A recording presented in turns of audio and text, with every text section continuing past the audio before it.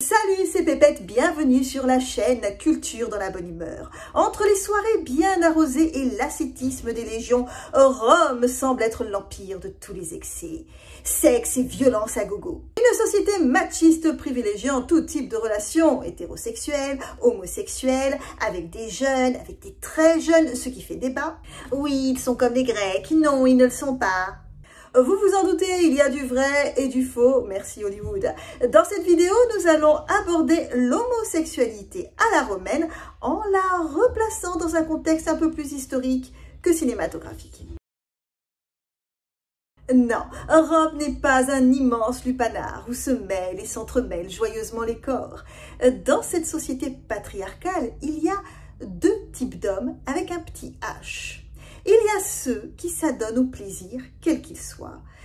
La nourriture, les arts, la chair, on les appelle les mollis. Vous savez, dans les films, l'archétype du sénateur, bouffi et toujours couché sur un lit avec deux jeunes garçons. Il y a ceux, à l'inverse, qui s'adonnent à la guerre, à la politique et mènent une vie austère. On les appelle les durus, les durs. Là, tu imagines le général en campagne, sec et pas commode. Il n'y a pas de problème en soi à être un mollis ou un durus. Donc, quel que soit votre camp, à Rome, c'est l'excès qui nuit et c'est par lui que vous serez jugé. L'érotisme n'a pas de sexe, je m'explique. Il n'existe pas de mot en latin pour différencier homosexualité d'hétérosexualité. Tout est possible, mais tout n'est pas permis. À Rome, ce n'est pas la fin du monde si vous avez une petite aventure avec un homme. En fait, tout va dépendre de votre situation sociale. C'est elle qui définit vos droits et vos devoirs. Être un citoyen romain libre vous donne tous les droits dans le choix de votre partenaire. Vous pouvez très bien vous encanailler avec un esclave ou un prostitué, quel que soit leur âge. Les prostituées étant eux-mêmes des esclaves ou des affranchis qui n'avaient pas eu d'autre choix économiquement parlant, tu sais, ça revient un peu au même. Personne n'hurlera à la damnation éternelle. Mais nous sommes à Rome, un empire viril. Alors il y a quand même un certain standing à tenir. Ne vous amusez pas à avoir le rôle passif. Pas besoin de vous faire un dessin sur la position. Vous êtes des adultes et vous savez de quoi on parle.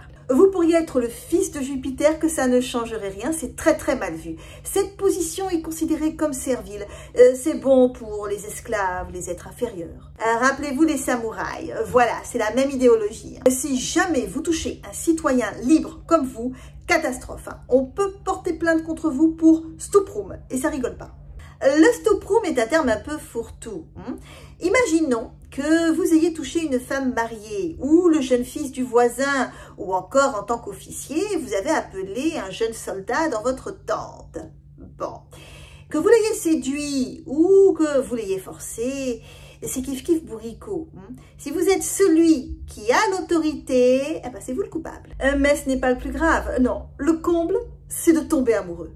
Si vous voulez rester dans les annales, ma foi, ridiculisez-vous, tombez amoureux, passez du temps à séduire l'être aimé, je vous garantis que Rome parlera de vous. L'amour est considéré comme dangereux parce qu'on en devient dépendant, on passe du temps à vouloir séduire l'être aimé, elle nous transforme en mollis puissance 10 au lieu de se comporter en homme viril et libre. Peu importe que ce soit un homme ou une femme, Pompée, très amoureux de son épouse, revenait la voir en cachette, en pleine guerre. Alors, un jour, ou plutôt une nuit, et non pas près d'un lac, on l'aurait reconnu. Rome s'est bien marré à ses dépens. Rappelez-vous ce que l'on a dit au début de la vidéo, l'excès nuit. Voilà pourquoi les esclaves sont bien pratiques. T'as pas besoin de leur faire la cour, tu leur dis hop, au lit, et ils viennent. Et en plus, ils t'évitent l'humiliation publique et la diffamation. Oui, l'amour entre hommes sert aussi à brouiller les cartes politiques, à salir les réputations. Voilà pourquoi il est difficile aujourd'hui de démêler le vrai du faux des écrits qui nous restent. Néanmoins, instant gossip, nous allons vous présenter 3 empereurs qui auraient succombé à l'amour, au point d'en oublier toute dignité romaine. Il se raconte que Jules César, au caractère bien trempé, était surnommé le mari de toutes les femmes et la femme de tous les maris.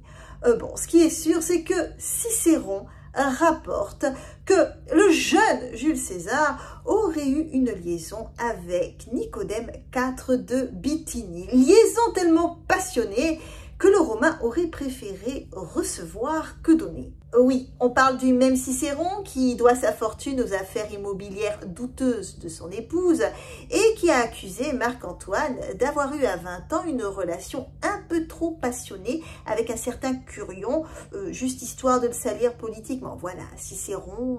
Aucun doute par contre, l'empereur Adrien aime passionnément Antonius, un jeune grec originaire de Bithynie. Décidément, la Bithynie, c'est quelque chose. Hélas, c'est bien connu, les plus belles histoires sont les plus tragiques.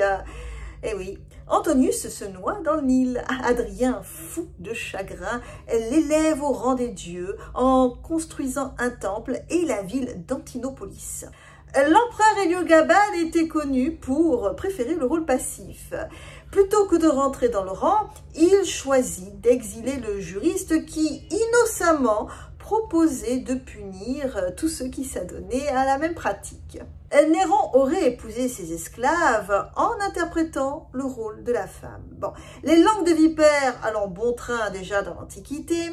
Concernant Néron, il y a peut-être du vrai et il y a peut-être du faux. Ça y est, tu es arrivé à la fin de cette vidéo. Bravo, tu as tenu jusqu'au bout toi au moins. Tu es un brave. Bye bye.